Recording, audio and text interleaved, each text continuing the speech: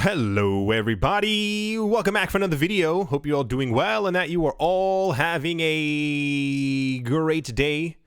To start things off, I'm noticing a very interesting trend in the cryptocurrency space right now, and without further ado, let's jump right into it. A strategist who called Bitcoin's crash in January of 2018 says he believes investing in Bitcoin is now a no-brainer with enormous upside for smart traders. He said, Peter Brandt told Block TV, Bitcoin has a 50% chance of total failure and a 50% chance of entering a new parabolic rise that could bring the price of Bitcoin anywhere from 50,000 to 300,000 US dollars. He said, I think we're going to 50,000, but I don't know when. He said, here's how I look at it. I'm a gambler. I don't know anything about Bitcoin, but I don't know anything about football to bet on the New England Patriots. I could be a rugby player and bet on that. And also, I look at Bitcoin and say there's a 50% chance it goes to zero, it becomes worthless, and the whole narrative is a big scam. There's also a 50% chance we could go parabolic again, and if we go parabolic again, we go up to $300,000, so it's a no-brainer decision from a trader's point of view because it's an asymmetrical trade. It's a trade that if I manage to trade correctly, I have relatively low downside risk, but if I manage it correctly, I can have enormous upside potential. The last couple of, and I wonder if this narrative has kind of come about because we are very close to 2020. This is a common theme that I'm seeing all over the place. The idea is that as Bitcoin's mining reward gets cut in half, I think it is May of next year, sometime spring, somewhere around there of 2020, that Bitcoin's price is expected to go completely insane. But what most people think actually happens beforehand is that Bitcoin's price and many other cryptocurrency prices actually react beforehand.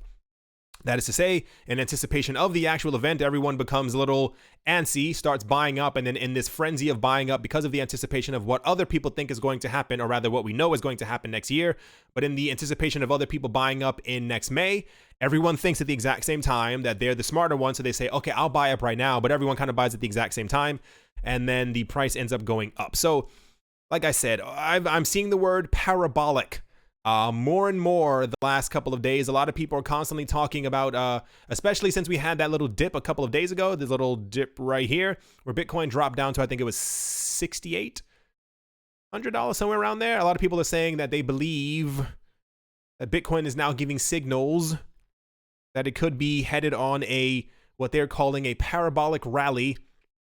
We've had a lot of people calling, I mean, depending on where you look, the more conservative one, a lot of people think that this year we will definitely pass by 20,000 once again. No one knows if this is going to happen, but a lot of people are claiming that this year they believe that we are going to pass by our previous all-time high, and a lot of other people are also saying that by the end of this year, we could see a 50,000 plus Bitcoin on its way to a $300,000 plus Bitcoin during the reward getting cut in half, because as Bitcoin becomes more of an everyday thing in traditional finance, it's being integrated into stock exchanges, there are bonds being issued into it, there are countries who have announced that they're going to be using it as well, what have you, remittances, so on and so forth, is that as it becomes more popular, more people start to buy into it. As more people buy into it, the less that there actually is going around. And also when the reward gets cut in half, I forgot what the phrase that someone used or what they told me, but it was terrifyingly awesome. It was something like, it'll be the largest shock to financial markets in the world, because it'll be like it's an event that people know is coming, but they don't really understand that it's coming. So people may be buying up Bitcoin, or like whatever the case might be, but they won't realize that there will be half as many Bitcoin being produced next year because of the mathematic equations that are inside of the actual protocol. Anyway, like I said, the word parabolic has been thrown around here and there, but the last week or so, I'm seeing a lot of analysts, especially what's really interesting is that there are a lot of analysts who were once incredibly negative on the price of Bitcoin. They're now all coming out saying, because of this little jump that we had right here, because we hit 6,000 something and popped right back up to 8,000, this is a very good indication that the price probably won't be staying this way for much longer. Once again, no one knows exactly where the price is going to go. I'm just telling you what I'm seeing. I'm definitely seeing a pattern of this word floating around. And a lot of people who once thought that Bitcoin was going to slam down in price are now coming forward saying, hey, it looks like if we continue on the way that we're going, that we're probably going to see a continuation, or rather a mimicking of the 2017 price movements upward, all that other stuff, and we could be seeing I know it sounds insane, but it's probably going to happen at some point, a $300,000 Bitcoin. So, yeah, let's move on. Here's a really good one as well. Consensus 2019 and Blockchain Week New York City witnessed a flurry of developments in the crypto sector. Many of the community speculated the rise in institutional adoption to be the cause of a massive surge in Bitcoin prices and the collective cryptocurrency market's value. The most recent development making headlines was the Gemini and Flexa partnership, in a bid to enable users to purchase from prominent retailers across the U.S., such as Barnes & Noble, Baskin-Robbins, Bed Bath & Beyond, Caribou Coffee, and Crate & Barrel, among others. I think there were like 15 companies that signed up with Gemini and Flexa, and then there's also the other one. So there were at least 25 different companies who announced, I think Starbucks was also one of them, that they would be allowing for cryptocurrency payments. The leading digital currency exchange collaborated with the payment solution provider Channel. While speaking at the 10th Asian Leadership Conference 2019 in South Korea, Binance CEO, his name is Changpeng Zhao, he said, and I do quote, "If you don't want to be left out of the future, you will have to embrace it." Changpeng Zhao added that cryptocurrencies could not be ignored, and added that ones who are doing so would end up making themselves poorer. That's intense. When I read that earlier, I was like, holy cow. Like, normally people don't say things like this out loud. This is how I feel, and I've mentioned this some little tiny bits before in other videos. One cannot say where Bitcoin or cryptocurrencies are going to go, but it's very clear that they're going somewhere in a very positive direction for everyone who's holding cryptocurrencies. I probably necessarily wouldn't use the word poorer, but I have mentioned before that it is going to be very difficult for people in the future when we do, and I say in my opinion, when we do eventually hit a $100,000 Bitcoin, a lot of your friends are going to be coming to you asking how to buy Bitcoin, and they're going to be relatively disappointed when they can only afford around $200 worth of a Bitcoin, realizing that they should have kind of gotten it earlier. And it's widely believed that many of the crypto assets, some of the prominent, dominant ones that we have right now, are going to increase dramatically in value as institutions and stock exchanges around the world are going to be trading these, using these as collateral, building bonds and all these other things on top of them. So very intense statement. According to the CEO of one of the world's largest trading platforms, he said Bitcoin or cryptocurrencies do not fall under the category of traditional assets.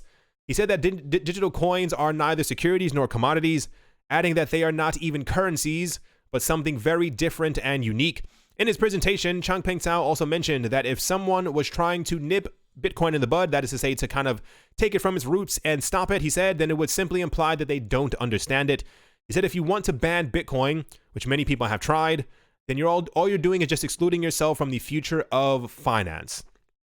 I agree with everything that he said.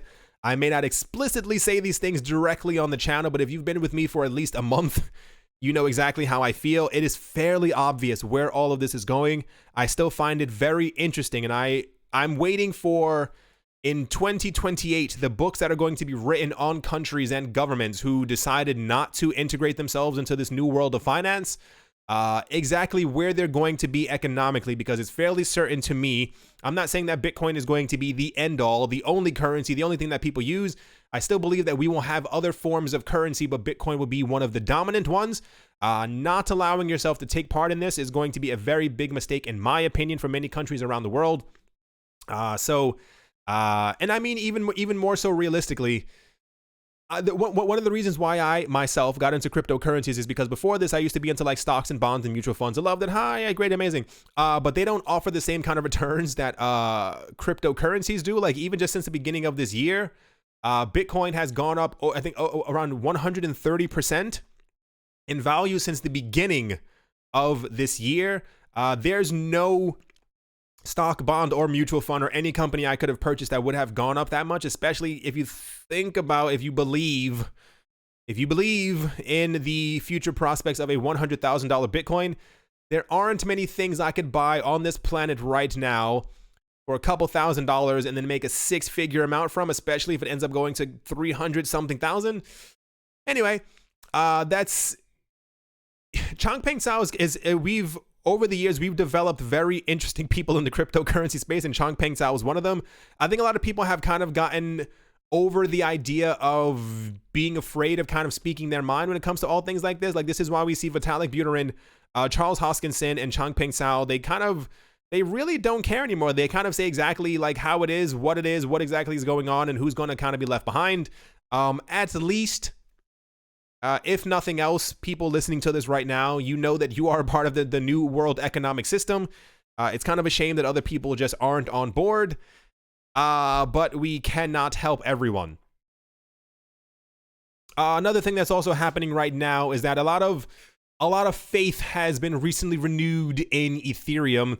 I'm not sure if it's because of the information that we have had from the developers, creators, stuff on the cryptocurrency space, or rather the Ethereum front, that by the end of this year, that we are going to have proof of stake, at least hybridly, implemented onto the actual network. A lot of people are saying, once again, I don't know if you guys remember last year, we had the whole thing. People were saying that if Bitcoin passed by its golden cross, which we actually did pass by, and this is why the price actually ended up going up, that Ethereum could also benefit from the same exact movements.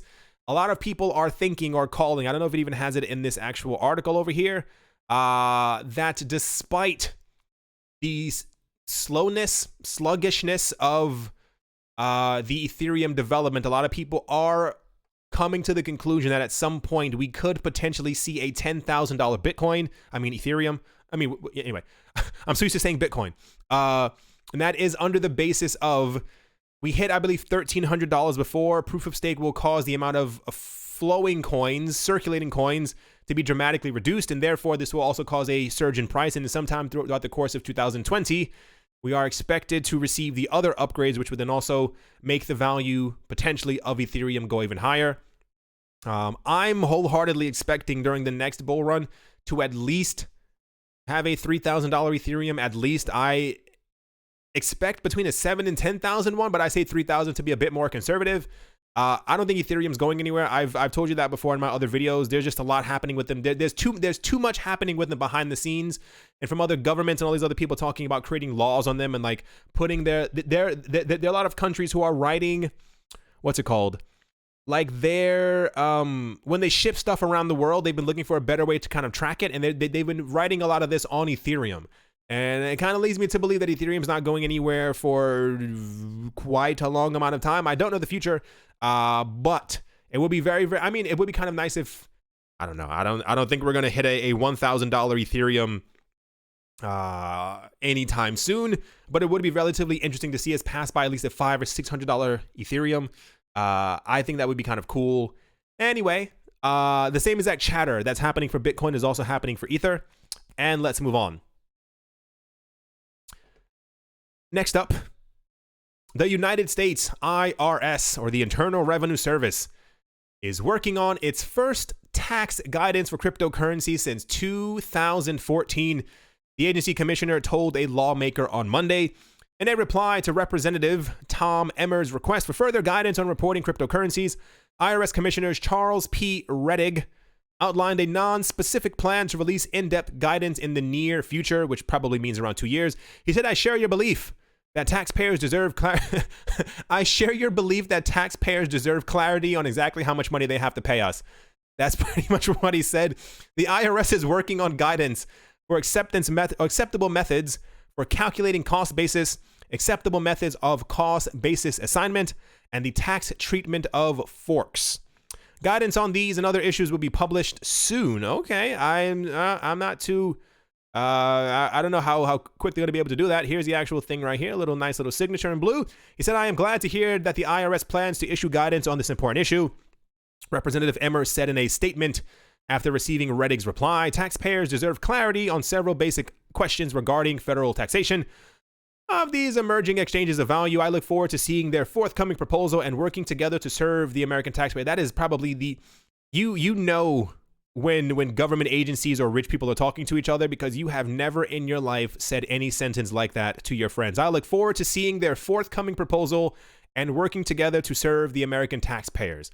For those of you who, once again, are not paying attention, the entire point of this is that a lot of very... What's important to note is, during the course of 5 years, we are in 2019, we have not seen any regulation from any government body within the United States because they really don't care about the cryptocurrency space. What they do care about is that there are an enormous amount of rich people who are now getting into the space. And part of the issue is that if people start trading, 250 million, 45 million, 35 million, or even if somebody makes by the end of the year $15 million, the IRS is going to want to know about it. And this is why I believe that they are now so adamant and now, getting into the idea, maybe we should give some type of, laws that we should have given around 5 or 6 years ago. Once again, I don't know the inner workings of the IRS, but I would also assume that they probably did not care about cryptocurrencies, thought that cryptocurrencies were going to simply disappear, or that it was only, smaller people kind of doing it. I mentioned before, I think it was the last video, the one before that, 0.5% of people, and that's probably being generous, of people within the United States actually recorded or told their gains to the tax people over the last couple of years. That is, for those who didn't get that, that is less than 1%. That's half of 1% of people, because people don't know what to do, and a lot of people don't do it. Not telling you not to do your obligations and or duties. I don't want anybody getting in trouble. The point is, let's see, how soon is. What's really weird as well, because life is so odd, I would not be surprised if them giving tax clarity actually caused the market to go up as well, because I've mentioned before, there are a lot of, we've also had articles like this last year, there are a lot of very wealthy people who are very confused as to exactly how much taxes they're going to pay, and it's a very different ball game if you make, $150 on a trade, $55 on a trade, as opposed to you making around $6 million. You can't really just dump that money into your account and expect that nobody will kind of pay attention. Anyway, I was going to say at least. At the moment, we have the IRS who has, if nothing, come forward, and we're still waiting for the CFTC and the SEC to kind of tell us what they are doing, what they will do. And something I thought was very interesting, little weird name. It's called SprinkleXchange. I don't know why they chose that name. A stock exchange built on Ethereum is reportedly listing its first company next month. Sprinkle Group CEO Alexander Whalen told Bloomberg in an interview published on Friday, "We have the luxury of being the first with this, but we're aware that it will become a crowded market. The Bahrain-based platform, operating within a regulatory sandbox created by the country's central bank, uses a decentralized clearing and settlement system, that uses automation in order to reduce time and cost. Prices will be set using the Dutch auction method, with SprinkleXchange taking a 1% fee. Whalen told the news source that the cost of listing will be similar to a Swedish stock exchange, but you get global access and can be shown that you can get better liquidity. SprinkleXchange is aiming to attract companies with a market cap of anywhere between $20 to $200 million. It expects to list 35 companies over the next year and as many as 1,000 over the next few years, as well as listed stocks. The firm will offer trading in cryptocurrencies, and it plans to add exchange-traded funds in the future. To be fair, there aren't many other stock exchanges built on top of other cryptocurrency platforms, even the other quicker ones. But the fact that there's one built on top of Ethereum that's going to have cryptocurrency trade, isn't technology fascinating? That you can build something on top of a protocol, on top of the internet that has a currency that can also then offer other currency trading on top of it? I don't know. I find that very interesting. Good luck to them. I hope it works out for them. They are definitely correct when they say that it's going to be very expensive and crowded. I expect that over the next 2 or 3 years, we're going to have an enormous... First of all, we already know that there are stock exchanges in the world who have announced that they are trying to tokenize all of their assets. I assume that this is only going to continue. I don't expect this to kind of slow down anytime soon. So they may be bogged down or may not. SprinkleXchange. If you made this, I apologize. I'm not making fun of you. But we have a lot of other words in the English language that would have been a lot more suitable. Like even coin exchange would have probably... Anyway, the point is, yeah, it's going to become very crowded in the near future, as more things become tokenized and digitized, but still kind of cool that this is built on top of Ethereum. So, For those of you who haven't realized, I'm not exactly sure what is wrong with my recording software. I just don't really understand it. So I'm going to say my Patreon supporters first, because it keeps getting cut off at the end, and it kind of annoys me that it keeps getting cut off. I'm not exactly sure what I'm doing. So, as always, a very special thank you to my Patreon supporters: Anthony Charles, Nick Mangialavori, Arthur Yaku, minting coins, Jim Gardner. I feel like I'm like losing my language. Jim Gardner, Jeremy Fox, Paxis, Vlad the Impaler, Cody, RF Dusty, Richie Rich the Third, Nick Kanaya, Setsuna, Nicholas One Earth, One Piece One Love, Crypto Artist Coldy 3D, Clara T Snowden, Crypnotic, Jeffrey Ramsey, Amy Starsheen, Yasha Harari, Rai, singer-songwriter Mike Savitz, Carl Birchinov, Mohair Maroney, Crypto Joe, Gilboa Snake, Shaolin Fried Rice, Wise Night Owl, Jared Schneider, L. Doug, Brady Niels, Crypto and Beer Shipmate, SC Versley Fine Art, and Professor Wally from Gunabot University. Hoping that that doesn't get cut out of the video. I'm not exactly sure what it is. Some people offered me advice before in one of my other videos when it was like really an issue. I upgraded, I downloaded another thing. I'm using something called OBS right now, which is this thing right here. It worked out great for a very long amount of time. I had people tell me that maybe I have too many tabs open. You can't really see the other windows that I have open. I have a lot of tabs open. It's kind of how I like do things. I have a lot of stuff. I have to like organize them in my head and on the screen so that I know kind of what to do later. But I think it may be just bogging down my computer. I got like it wasn't a warning, but like when you kind of go to the, what's it called? Like the little thing on the bottom, and it shows you the task manager, and it shows you how many things you have open. I think I had like 75 windows open. Maybe like 55 too many. Yeah, so for some reason, like the last couple of seconds of my videos keep getting cut off. I'm not exactly sure why. This is why I'm pretty sure I'm going to start reading out the Patreon supporters before I go into the prices. Just simply because I like to actually read them out. I like them to, you know, be supported as they support me. Anyway, prices aren't doing too bad. Prices are doing pretty okay. Nothing's really moving. I think we're going to trend sideways for a little bit until we get some type of a good indication of something that's actually going to be happening. For some reason, even though it's red, Binance coin is still up. It was $26 yesterday. Not exactly sure how this coin is doing all of this. Anyway, I hope you all enjoyed. Hope you all are having a great day, a great morning, a great afternoon, a great evening. Wherever you are, wherever you might be, I really do hope it's absolutely fantastic. The cryptocurrency space, the future of crypto is incredibly bright. I want everyone to realize that. I thought about making another video where I had like all the tabs up top and I showed everyone like the most recent news of all the adoption. It's impossible to do. There's just so much stuff actually happening. This is why I keep making frequent videos during the days to show everyone, to kind of keep everyone up to date what's happening in the cryptocurrency sector. It's actually immeasurable, all the stuff that's taking place, all the actual movement that we see, the amount of money that we have getting into it. Like I said, I think a lot of times we lose what's it called? We lose sight of exactly what's taking place because, you know, we may hear about crypto for like an hour or two a day and to kind of go about our lives, and our lives may be the here or there. We may not do things that are maybe very exciting. Maybe we're not always on vacation. Maybe we're not always doing something extravagant.